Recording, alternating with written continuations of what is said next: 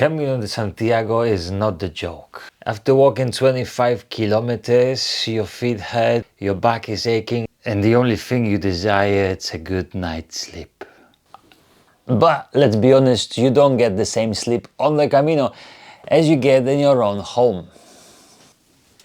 Having hiked Camino de Santiago multiple times, I'm taking you on a tour to the strangest albergues on the Camino, plus an extra amazing tips of how to get a decent night's sleep out there. Anyway. A big thanks to the Camino Frances app for sponsoring this week's video. If you're planning your Camino and you need help with finding and booking your accommodation, make sure to check the caminofrancesapp.com or download the app from the Apple Store or Google Play Store. It's a perfect tool to make your pilgrimage smoother and stress-free.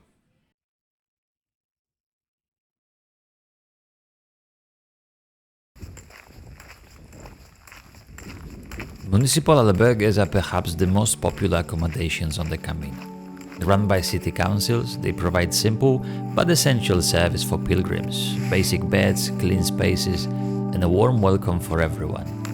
They are also the best value for money, often costing around €10 per night and operating on donation basis. As we made our way through the winding paths just outside León, we stumbled upon something truly unique, the smallest albergue we've ever seen. Tucked away in the tiny village of Cabanillas, it felt like stepping into a secret, hidden from the usual hustle of the Camino. Come, I'm gonna show you the house for today.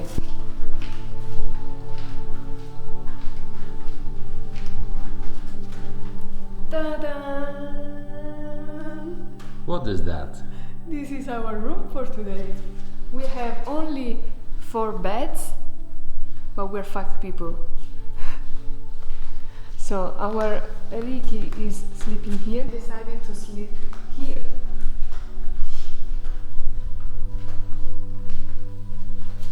And with the board.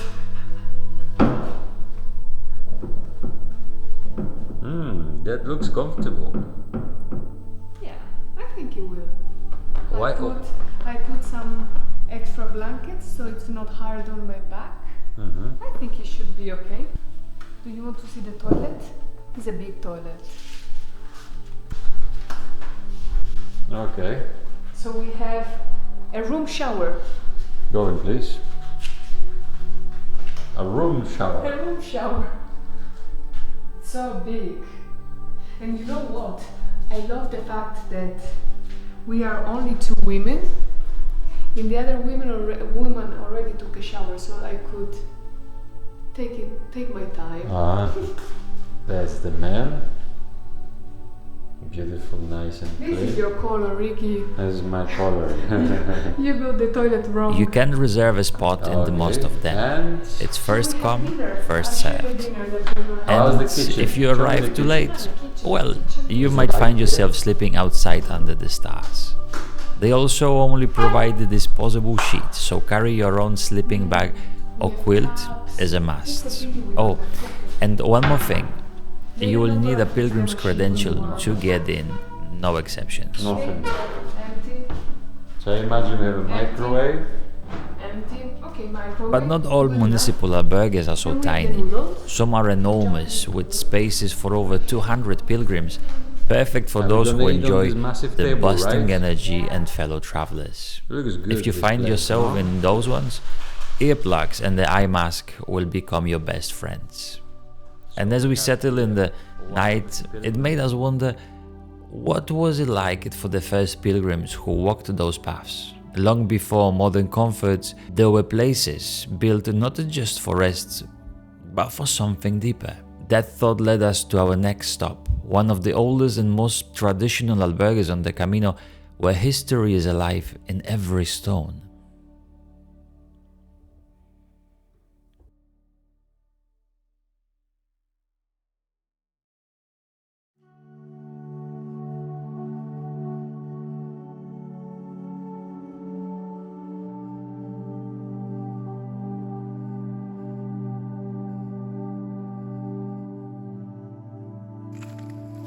Somewhere along the Camino, You will come across places that feel like they've been waiting for you for centuries. These are the donation-based albergues, often tucked inside ancient churches or humble chapels, who have quite literally lived the Camino.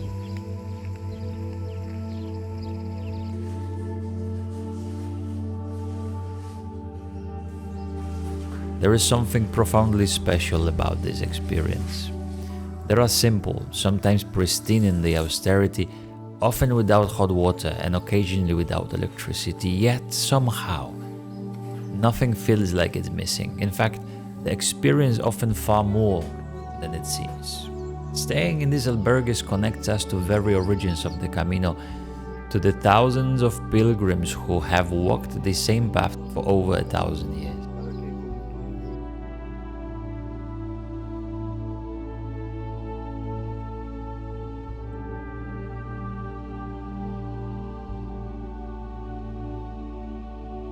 The silence, the candlelit halls, and the shared meals create the atmosphere of depth reflection and community, reminding us why we walk in the first place.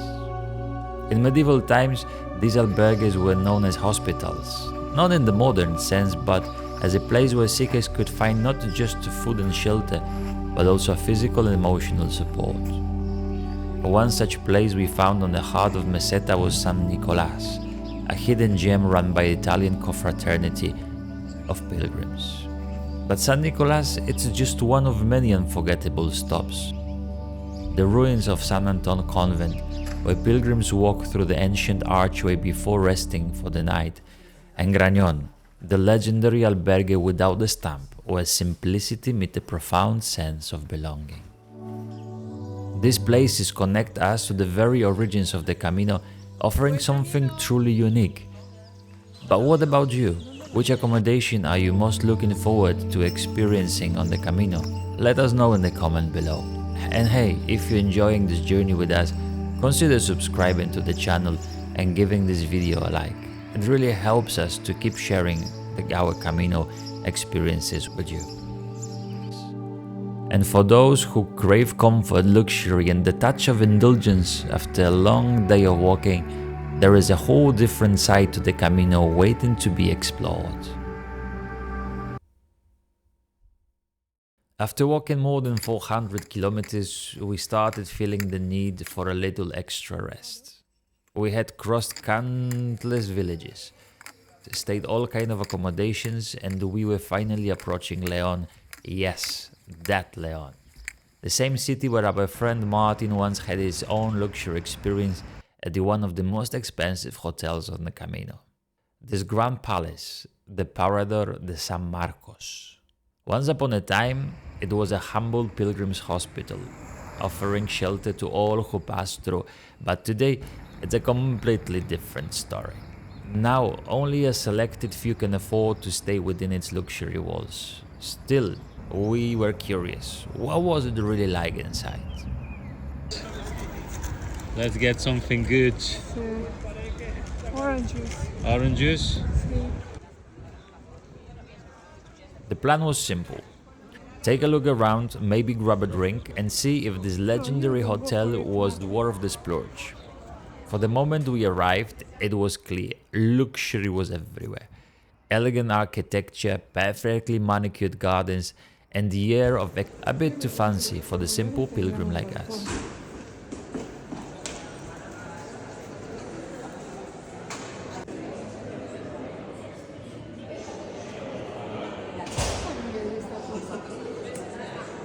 We decided to settle in the garden and enjoy the hot chocolate instead, which, by the way, was incredible.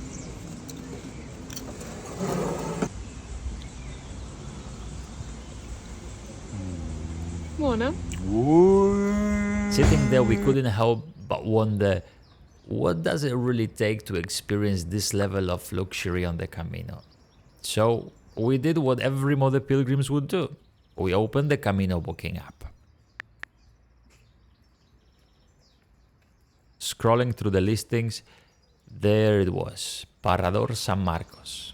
The photos showed stunning interiors, museum-like corridors, and the grand furniture that, honestly, looked more uncomfortable than inviting. And the breakfast, let's just say it wasn't exactly sized for the hungry pilgrims. Then we checked the price. Let's just say it was far from the pilgrims' friendly budgets. Looking at the cost, we quickly realized that, for now, Parador de San Marcos would have to go on without the presence of Caminotellers in its luxury rooms. But not all the hotels on the Camino are that expensive. There are plenty of places that offer just as much comfort, if not more, without breaking the bank. Take the charming hotel in Boadilla del Camino, where you can enjoy the big breakfast that actually fills you up. Or the lovely stay in Muxía, right at the sea, where luxury meets the warm pilgrim welcome. Sometimes luxury comes in unexpected places, like a cozy apartment in someone's home, such as the one we found in Arcade. And that's when we realized that true comfort doesn't always come from luxury. Sometimes it's found in the warmth of a simple space, where hosts welcome you like family.